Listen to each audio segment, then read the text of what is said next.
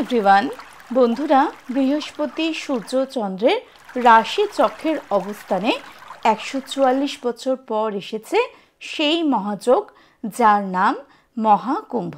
দেশ বিদেশ থেকে কোটি কোটি পুণ্যার্থী আগত হচ্ছেন ভারতের প্রয়াগরাজের তীর্থভূমিতে, যেখানে অনুষ্ঠিত হচ্ছে মহাকুম্ভ উৎসব। সবার লক্ষ্য একটাই, পুণ্য স্নানের পাশাপাশি মৃত্যুচক্র থেকে মুক্তির লাভ ও নিজেকে ভক্তিরসে ডুবিয়ে তোলা। তাই আমরাও নিজেদের আর ধরে রাখতে পারলাম না, ছুটে চললাম সেই পূর্ণ অর্জনের লাভে নিজেকে খুঁজে পেতে। তবে এই যাত্রা খুব একটা সহজ ছিল না। প্রথমত, আমার ছেলের বোর্ড এক্সাম মাথার উপর, দ্বিতীয়ত কোনো ট্রেনেই টিকিট নেই। কিন্তু কথায় আছে, ভগবান যখন সহায় হন এবং ভাগ্য যখন সাথ দেয়, তখন কোনো কিছুই আর অসম্ভব হয় না। যা হবে হবে, এই ভেবেই ব্যাগ গুছিয়ে রাতারাতি বেরিয়ে পড়লাম প্রয়াগের উদ্দেশ্যে। Hello everyone, welcome back to my new video. বন্ধুরা, আমি ঝুম্পা দেবনাথ। আমার মহাকুম্ভের প্রথম এপিসোডে আপনাদের সকলকে স্বাগত জানাচ্ছি। মহাকুম্ভের শঙ্খনাদ কিন্তু হয়ে গেছে, আর তারই সাক্ষী হতে আমি চলেছি আজকে প্রয়াগের সঙ্গমে।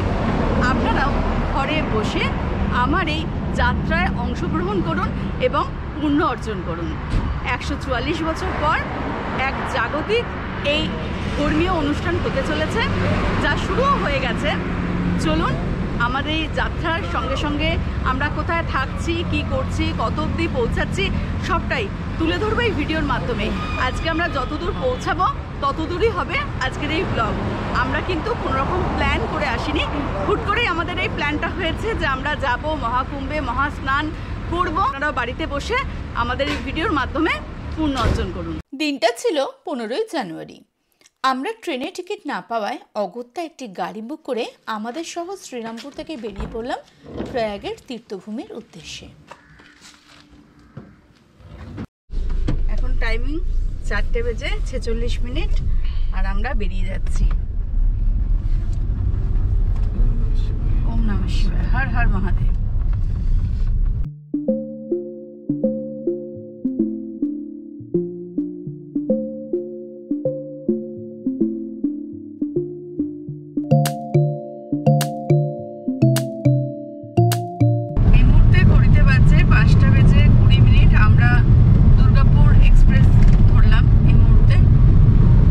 অন্ধকারের বুক চিরে আমাদের গাড়ি ছুটে চলল আলোর দিশায়। শীতের রাত, তাই রাস্তায় লোক সংখ্যা খুবই কম। শুধু পাশ দিয়ে শোষর শব্দে বড় বড় ট্রাকগুলি এগিয়ে চলেছে। এই মুহূর্তে রাত শেষে ভোর হচ্ছে। আবার একটি নতুন দিনের সূচনার সাক্ষী হলাম আমরা। এই সময়টা প্রকৃতির এক অন্য রূপের দর্শন পাওয়া যায়।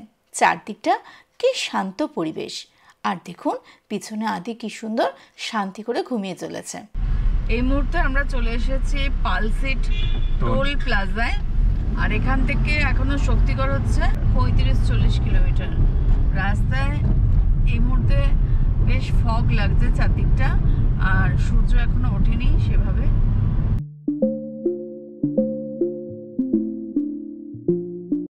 এখন বাজে 6:38। আমরা বর্ধমান ঢুকে গেছি। এই মুহূর্তে বাজছে 6:50। আমরা রাস্তার ধারে গাড়ি দাঁড় করিয়ে শুভ নেমে গেছে এখানে একটা চায়ের দোকান থেকে। এই যে আমার জন্য চা বিস্কুট নিয়ে এসছে। আমি গাড়িতে বসেই চাটা খাচ্ছি, কারণ এখানে আদি ঘুমাচ্ছে, আর আদি ঘুমাচ্ছে বলে আমিও এখানে বসেই চাটা খাচ্ছি। কালকে সারা রাত কোনোরকম ঘুমাইনি।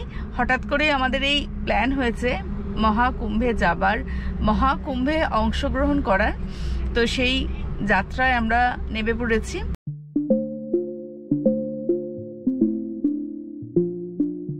এখন 7:35। আমরা চলে এসেছি দুর্গাপুর টোলে। এই যে প্রচুর গাড়ি এখানে, রাস্তা সম্পূর্ণ ফগে ঢেকে আছে, সামনে থেকে সামনে দেখা যাচ্ছে না, গাড়ি আমরা খুব স্লোলি চালাচ্ছি আর অসাধারণ লাগছে এই সকালটা। আজকের এই সকালটা অন্যান্য সকালের থেকে সম্পূর্ণ আলাদা, অসাধারণ লাগছে। এখন আমরা অন্ডাল ঢুকছি।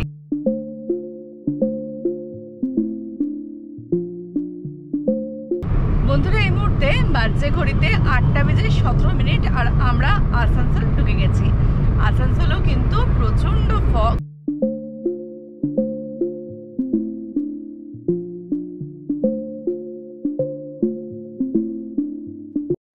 ওইদিকে যে রাস্তাটা যাচ্ছে ওই রাস্তাটা পুরুলিয়ার দিকে চলে যাচ্ছে, ওই 285 কিলোমিটার সামথিং হবে ওই রাস্তাটা ধরে যদি এগিয়ে যান।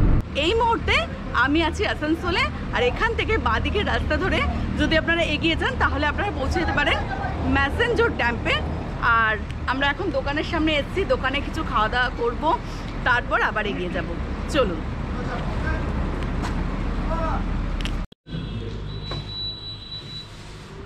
আমরা এখন একদম দেশি খাবার মুড়ি ঘুগনি নিয়ে নিয়েছি, উপরে একটু চানাচুর আর প্রচুর লঙ্কা দেওয়া হয়েছে। প্লেট নিয়েছে 40 টাকা করে। আমরা 4 জনেই বসে পড়েছি, খাচ্ছি। আর আজকে আমি যার সাথে গাড়িতে যাচ্ছি তিনি কিন্তু আমার সাবস্ক্রাইবার, তো আগে থেকেই ছিলেন। এই যে দাদা, চলুন খেয়ে দেখি। তো কেমন খাচ্ছেন আপনারা? ভালো। বন্ধুরা, আপনারা যারা ট্রেনে টিকিট পাচ্ছেন না, ভাবছেন কলকাতা থেকে ডাইরেক্ট গাড়ি করে প্রয়াগরাজ অবধি যাবেন, তাদের বলে রাখি ওয়েস্ট বেঙ্গলে পার লিটার পেট্রোলের দাম 105 টাকা, বিহারে পার লিটার পেট্রোলের দাম 107 করে, আর উত্তরপ্রদেশ অর্থাৎ ইউপিতে পার লিটার হচ্ছে 95 টাকা। আমরা আমাদের শহর শ্রীরামপুর থেকে প্রয়াগরাজ অবধি যাওয়া এবং ফেরা অবধি 8,500 টাকার পেট্রোল ভরেছিলাম গাড়িতে। এটা হচ্ছে বাংলা বর্ডার। আপনারা সামনে যেটা দেখছেন, এই দেখুন এখানে গঙ্গাসাগর মেলার জন্য থ্যাংক ইউ জানানো হয়েছে 2025-এর যে বোর্ডটা লাগানো হয়েছে। আর এইটা ক্রস করলে আমরা পৌঁছে যাবো হচ্ছে ঝাড়খণ্ডে। এই মুহূর্তে আমরা চলে এসেছি আমাদের পাশের রাজ্য ঝাড়খণ্ডে, আর এখন আমরা চলেছি ঝাড়খণ্ডের ওপর দিয়ে। আর আপনারা আশা করছি আমার ঝাড়খণ্ডের ভিডিওগুলো দেখেছেন, আর যদি না দেখে থাকেন অবশ্যই কিন্তু দেখে নেবেন একবার। আমরা এখন যে ব্রিজের উপর দিয়ে যাচ্ছি তার নিচে দিয়ে বয়ে চলেছে দামোদর নদী। এই মুহূর্তে আমরা ঝাড়খণ্ডের প্রথম টোল গেট চিরকুন্ডা পার করতে চলেছি। এই যে দেখুন,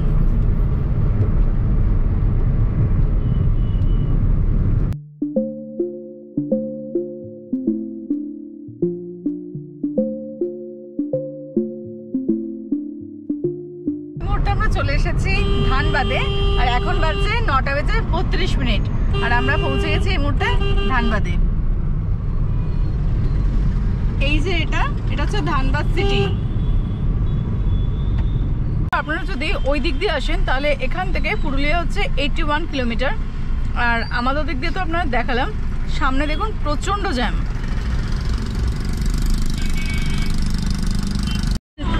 এই রাস্তাটা পুরুলিয়া ঢুকে যাচ্ছে বন্ধুরা। 8 ঘন্টার উপর আমরা জ্যামে আটকে আছি, জানি না সামনে কিছু হয়েছে কিনা। গাড়ি একদমই এগাচ্ছে না। এতক্ষণ যেভাবে এলাম একটা রিদিমে, এখন দাঁড়িয়ে দাঁড়িয়ে তো ঘুম পেয়ে যাচ্ছে।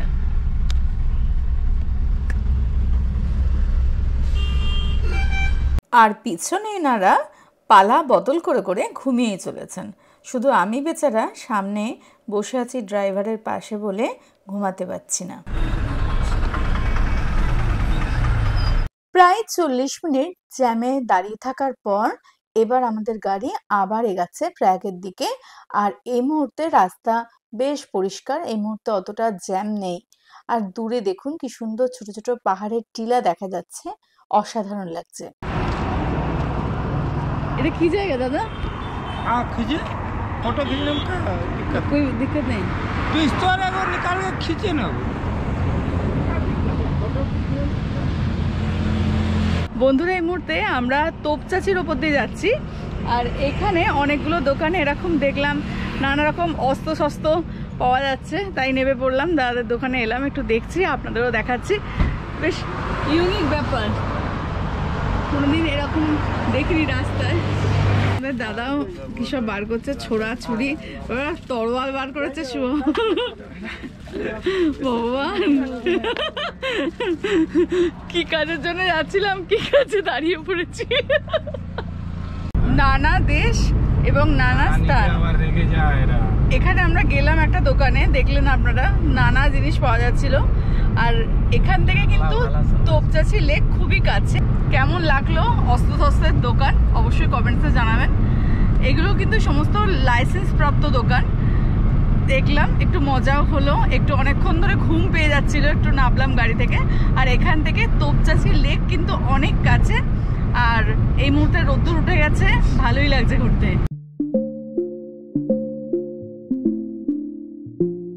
এই মুহূর্তে রাস্তাটা সম্পূর্ণ ফগে ঢেকে যাচ্ছে, আর দুধারে কিন্তু রয়েছে অনেক অনেক ছোট ছোট টিলা পাহাড়। দারুণ লাগছে, যেন মনে হচ্ছে আমরা সিমলার দিকে এগাচ্ছি, এতটাই ফগ লাগছে। কখন পৌঁছাবো, কোথায় যাচ্ছি কিছু জানি না, কিন্তু এগিয়ে চলেছি প্রয়াগের উদ্দেশ্যে। এই মুহূর্তে আমরা চলে এসেছি তোপচাঁচির কাছেরই একটি টোল গেটে। এখন রাস্তায় যেতে যেতে কিছু খাওয়া হচ্ছে রিয়েল। আমরা অনেক কিছু খেতে খেতেই যাচ্ছি, যেন রাস্তায় জার্নিটা, এতক্ষণের জার্নিটা বোরিং না হয়, যেন খিদে না পায়। আর ঝুম্পা তো ব্যাগ ভর্তি করে খাবার কিনে নিয়ে এসছে, যা ইচ্ছে খেতে পারবো, গাড়িতে আর দাঁড়াতে হবে না আমাদের। আমাদের যে 16-17 ঘন্টার খাবারের পুরো প্যাকেজ ঝুম্পা নিয়ে এসছে। এই যে সবাই খাচ্ছি।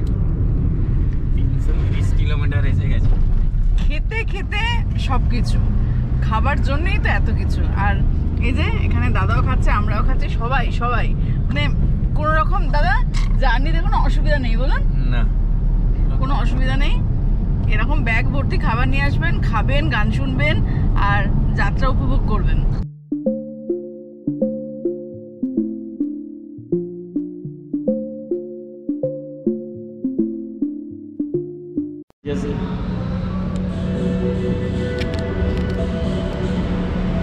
বন্ধুরা, এই মুহূর্তে আমরা লাঞ্চ করতে দাঁড়িয়ে গেছি ঝাড়খণ্ডের বড়াই নামে একটি স্থানে।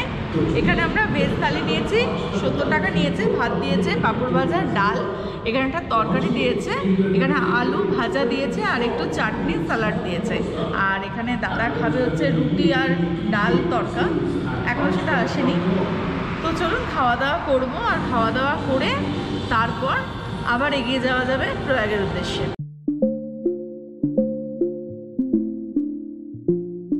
বন্ধুরা, ওইদিকে যে রাস্তাটি কেটে গেল, ওই রাস্তাটি ধরেও আপনারা বেনারস সিটি হয়ে প্রয়াগরাজে পৌঁছাতে পারবেন। তবে আমরা ধরছি এই দিকের রাস্তাটা, এটা বাইপাস একটি রোড যেটি বেনারসের ওপর দিয়ে যাবে। আর এই রাস্তা ধরে আমরা খুব সহজেই পৌঁছে যাব প্রয়াগরাজের কাছে।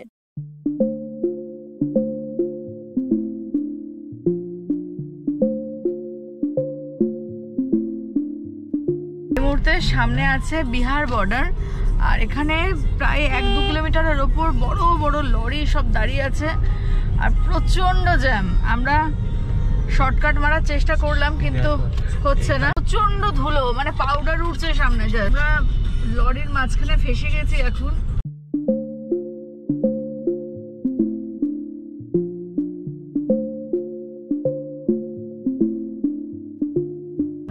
বন্ধুরা, এই মুহূর্তে আমরা ঝাড়খণ্ড ছেড়ে চলে এলাম বিহারে। দেখলেন তো রাস্তাটা কিরম দুর্গম ছিল। অনেক কিছু প্রতিকূলতা পার করেই কিন্তু আমরা এগিয়ে চলেছি কুম্ভের উদ্দেশ্যে।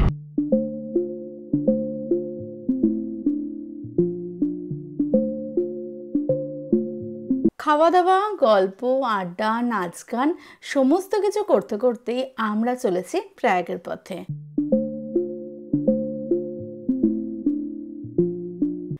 ঘড়িতে বাজছে 2:45 মতন। আর দেখুন আকাশের অবস্থা, যেন মনে হচ্ছে আজকে সূর্যই ওঠেনি। কি অবস্থা, প্রচণ্ড ঠান্ডা লাগছে। আর এই মেঘে ঢাকা রাস্তা দিয়ে যেতে যেতে চোখে পড়ছে দূরে থাকা ছোট টিলা পাহাড়গুলি। বন্ধুরা, এই মুহূর্তে বাজছে 3:28। প্রচণ্ড ঠান্ডা লাগছে, চোখ জুড়ে আসছে, আর বুঝতে পারছি না গাড়িতে। তাই একটু চা নিয়ে এসছি, আবার গাড়িতে বসে একটু চা খাবো। আমরা এখন বিহারের উপর দিয়ে যাচ্ছি, আর কতক্ষণে যে আমরা প্রয়াগে গিয়ে পৌঁছাবো এখন সেটাই হচ্ছে দেখার বিষয়। কি জানি, এত রাস্তায় জ্যাম, এত রাস্তায় কনস্ট্রাকশনের কাজ চলছে, কি করে কি হবে কিছুই বুঝতে পারছি না। সবই ভোলেনাথের কৃপা। উনি যদি এত দূর এনেছেন তাহলে নিশ্চয়ই আগের রাস্তা উনিই বার করে দেবেন, এই বিশ্বাসেই আবার এগিয়ে চলেছি। এইদিকে হয়ে গেছে পাটনা আর আমরা সোজা যাচ্ছি বেনারসের দিকে।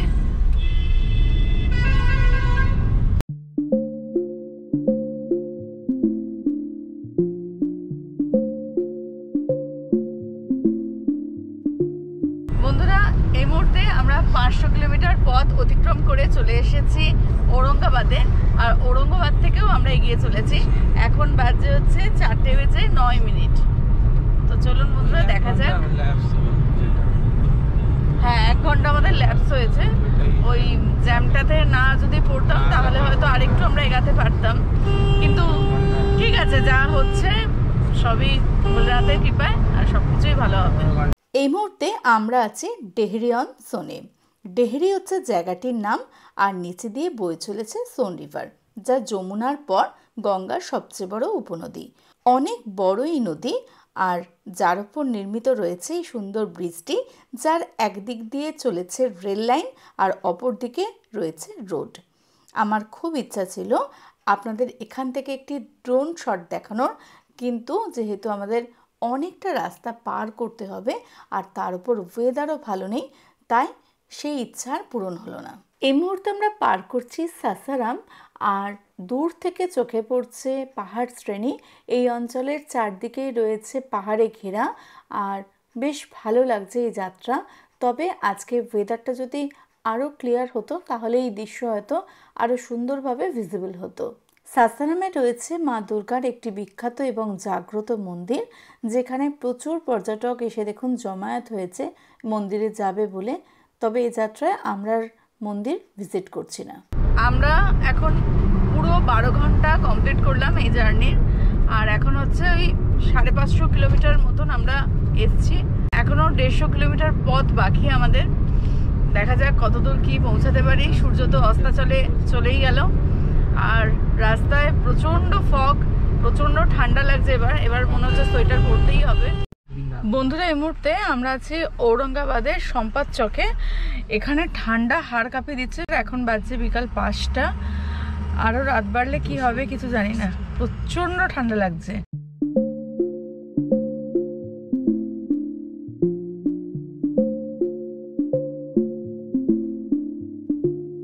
সন্ধে মাথায় করে আমরা বিহারকে ছেড়ে এখন চলে এসেছি উত্তরপ্রদেশে।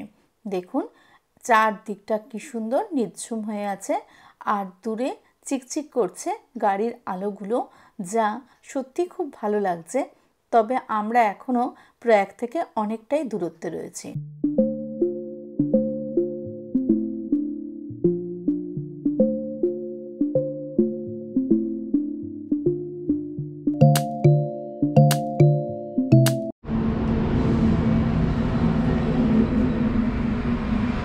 আমরা এই মুহূর্তে 15-16 ঘন্টা জার্নি হয়ে গেছে গাড়িতে।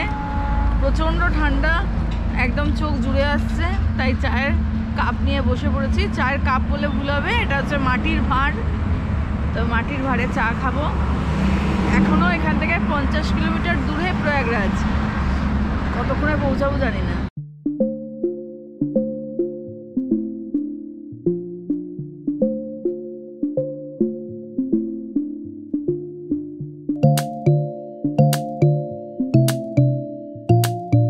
হ্যালো বন্ধুরা, এই মুহূর্তে বাজছে ঘড়িতে রাত্রির 9টা। আমরা প্রয়াগরাজ থেকে 50 কিলোমিটার আগে এখানে একটি হোটেল নিয়ে নিলাম। এখানে আমাদের রুম রেট পড়ছে 1400 টাকা। আসুন দাদার সাথে একটু কথা বলে নিই। सो भैया ये जगह का नाम क्या है, पहले ये बताइए। प्रयागराज, रसाल, बरौद। अच्छा, यहाँ पे रूम रेट क्या है? 1400। मतलब यही रेट है? प्रयाग के जो संगम है, अभी कुंभ का मेला चल रहा है, तो यही रेट रहेगा आपका? नहीं मैम, ये फिक्स रेट। फिक्स रेट है। यहाँ पे खाना वगैरह सब कुछ मिलता है? यस, खाना वगैरह भी मिलता है। और रूम कितना है यहाँ पे? रूम यहाँ पे 5 अवेलेबल है। अच्छा, और 5 VIP रूम है। और टाइम का क्या इशू है यहाँ पे? मैम 12 आवर का 15,000 मतलब लगता है। 12 আওয়ার কা। হ্যাঁ। বন্ধুরা আপনারা শুনে নিলেন, আপনারা যারা এই মুহূর্তে কুম্ভে আসছেন স্নান করতে, এখন প্রয়াগরাজের কাছের যে হোটেলগুলো সেগুলোতে রেট হচ্ছে 10,000, আপনারা টাকা দিলেও পাবেন না এমন পরিস্থিতি। তাই আপনারা যদি এই মুহূর্তে আসেন তাহলে কিছুটা দূরের যে হোটেলগুলো রয়েছে, মোটামুটি আপনি 30 কিলোমিটার আগে বা 40 কিলোমিটার আগে, সেই সমস্ত যদি হোটেলগুলো আপনারা ভিজিট করেন তাহলে কিন্তু রুম রেটটাও অনেকটা কম এবং আপনারা এখানে খুব ভালোভাবে রুমও পেয়ে যাবেন। চলুন এবার রুমটা আপনাদের দেখিয়ে দিই। আমাদের রুম এ হচ্ছে বেড, কম্বল দেওয়া আছে, দুটো বালিশ, একদম ছিমছাম। আর এদিকে একটা ব্যালকনিও আছে যেখান থেকে রাস্তাটা দেখা যায়। এটা কমন ব্যালকনি বলতে পারেন। এটা হচ্ছে ওয়াশরুম। তো বন্ধুরা এই মুহূর্তে আমরা এখানে একটু ফ্রেশ হয়ে নিলাম। রুমটা মোটামুটি পরিষ্কার কথা, একটা রাত থাকার জন্যে সাফিসিয়েন্ট। এর থেকে যখন আমরা আগে যাব, মানে প্রয়াগের দিকে যাব, তখন কিন্তু রুম নেই বললেই চলে। আমরা ফোন করেছিলাম এখানকার হোটেলগুলোতে, সেখানে বলছে 10,000 টাকা রুম ভাড়া। তাও পাবো কিনা কোনো সন্দেহ আছে, মানে এরকম অবস্থা। আর যার কারণে আমরা এখন প্রয়াগের দিকে গেলাম না। এই মুহূর্তে আমরা নিয়ে নিয়েছি রুটি, এখানে আছে স্যালাড, এখানে আছে একটা মিক্স ভেজ, আর এখানে আছে পনির টিক্কা মশলা। তো আজকে আমরা এখান থেকে খেয়ে নিচ্ছি। খেয়ে নিয়ে আজকের ভিডিওটা আমরা এখানে এন্ড করে দেবো।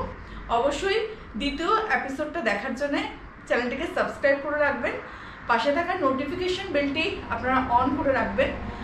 আর খুব তাড়াতাড়ি আসছে আমাদের দ্বিতীয় পর্বের ভিডিওটি। বাই।